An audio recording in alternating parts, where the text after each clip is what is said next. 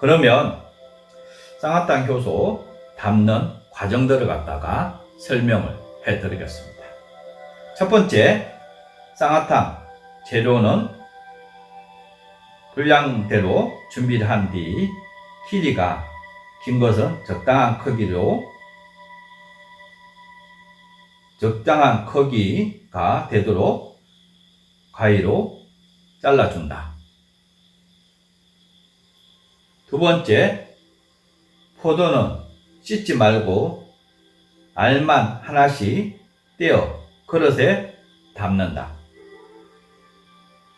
여기서 포도를 씻게 되게 되면 아주 잘 형성되어 있는 효모가 다 씻겨 내려가기 때문에 발효가 제대로 일어나지 않게 되고 부패가 될 수도 있습니다. 그래서 효모를 갖다가 잘 이용을 하시는 것이 매우 중요하다고 보면 될 것 같습니다. 조금 더 강조를 한다고 하게 되면 포도의 하얀 분을 갖다가 그대로 사용하심으로써 효소가 잘 만들어질 수 있는 환경이 만들어진다고 보면 될 것 같습니다.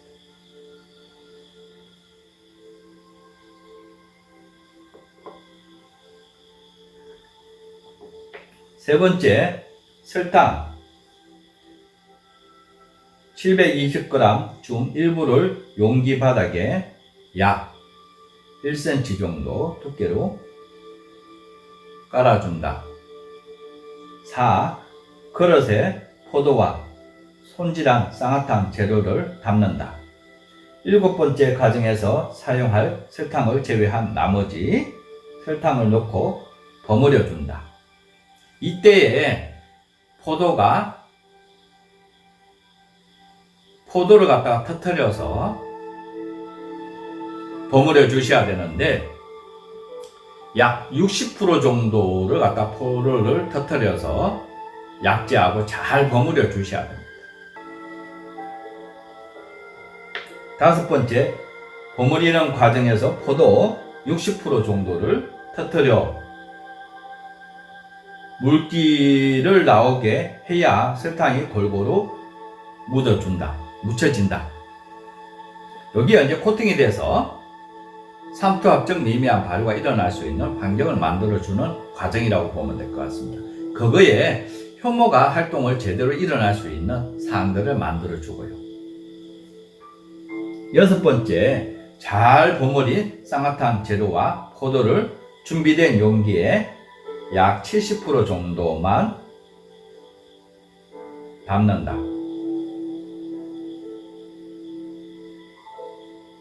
일곱 번째, 네 번째 과정에서 남겨둔 설탕을 쌍화탕 재료와 포도가 안 보일 정도로 덮어주고 밀봉한다. 누차 선명하지만은 발효 환경에서 가장 중요한 것이 직사광선을 피해 주셔야 되고요. 또한 석비가 없는 곳에서 발효에 들어가셔야 되고요. 온도가 낮은 곳에서 발효에 들어가시는 것이 매우 중요합니다. 여기에 통풍이 잘 됨으로써 발효가 잘 일어날 수 있는 환경을 갖는다고 보면 될 것 같습니다. 여덟 번째, 발효가 시작되면 위에 덮었던 설탕이 점차 사라진다. 이 설탕이 30%좀 남았을 때 남겨두었던 40%의 설탕을 2회 내지 3회 분량으로 나누어 2회 내지 3회에 걸쳐 덮어준다. 기온이 낮은 곳에, 습도가 없는 곳에 환경에 따라서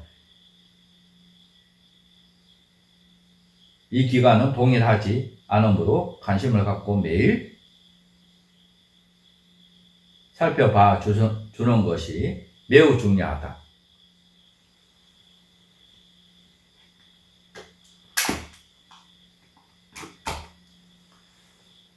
이게 무슨 얘기인가 하게 되면 발효를 시키는데 환경에서 지역의 상황에 따라서 발효 기간은 달라질 수가 있다. 효소를 담는 데 있어서 환경이 굉장히 이제 중요한데요. 그것은 지역에 따라서 발효기간이 달라질 수가 있다라고 하는 것을 인식을 해 주셔야 될 것 같습니다. 예를 들게 되면 더 남쪽에서 따뜻한 곳에서 발효를 하게 되면 한 달 정도 빨라질 수가 있고요. 또한 강원도 같은 경우에는 한 달 정도 늦춰질 수가 있다라고 하는 부분을 인식을 해 주셔야 될 것 같고요. 또한 계절에 따라서 발효 기간은 또 달라질 수가 있습니다. 예를 들게 되면 쌍화탕 효소를 봄에 담게 되게 되면 여름을 거치게 되고, 그러면서 발효가 촉진이 될 수 있는 상황이 만들어짐으로써 발효가 빨라질 수가 있습니다. 그런데 가을에 효소를 담게 되면 한 달 정도 늦춰질 수가 있습니다. 겨울을 지나면서 겨울에 온도가 낮게 되고 발효가 늦춰질 수가 있습니다. 그래서 이런 사항들을 갖다가 살펴볼 수 있는 시간을 갖는 것이 매우 중요하다고 보면 됩니다. 발효 환경이 매우 중요한데요. 우리나라의 발효와 유럽의 발효 환경이 다르기 때문에 그에 맞춰서 각자 이제 발전을 해왔다고 보면 될 것 같습니다. 유럽의 환경 같은 경우는 작균이 잘 번식할 수 있는 환경을 가지고 있다 보니까 살균하고 그러면서 인위적으로 환경을 만들어줘서 발효를 시켜왔는 것이 주라고 생각하시면 될 것 같고요. 우리나라 같은 경우에는 자연의 발효를 형성해왔다고 보면 될 것 같습니다. 그래서 우리나라 발효 환경 같은 경우에는 곰팡이균이 잘 번식할 수 있는 환경을 가지고 있다가 보니까 곰팡이균을 갖다가 어떻게 해결하느냐가 주 원인이라고 보면 될 것 같습니다. 그래서 자연 발효의 근본적인 부분을 갖다가 형성을 해왔죠. 그래서 사계절의 원리를 이용을 해서 발효를 시켜왔는 것이 우리나라의 발효고요.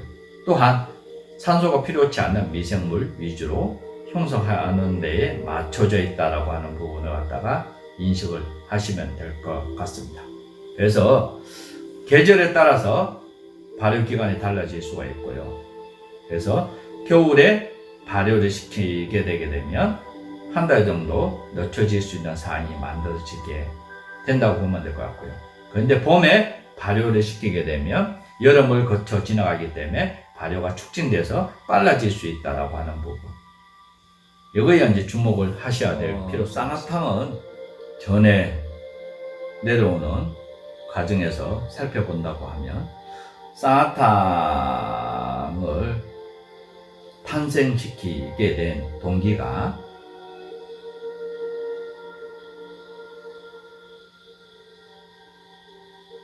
의가 왕의 원기를 회복하기 위해서 쌍화탕을 만들었다라고 하는 유래가 있습니다. 그것이 무슨 얘기인가 하게 되면 왕은 후궁들을 갖다가 많이 두고 있기 때문에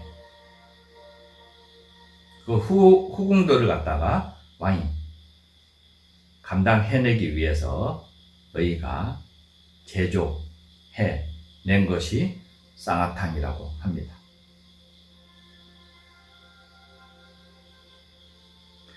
왕의 기력을 회복하고 스태미너죠. 정력을 형성할 수 있는 재료를 찾다 보다 보니까 쌍화탕을 만들게 된 동기라고 하는데요.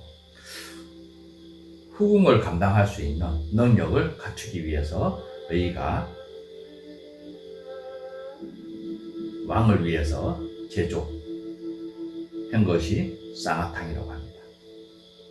그래서 쌍화탕은 감기보다는 원기를 회복하는 데에 초점이 맞춰져 있다고 보면 될 것 같습니다. 그래서 쌍화탕을 많이 드시게 되면 원기를 회복하고 기력을 회복하는 데 많은 도움이 됩니다. 그래서 쌍화탕 효소는 미생물이 살아있게끔 만들어주는 효소이기 때문에 아주 힘이 좋아지고요.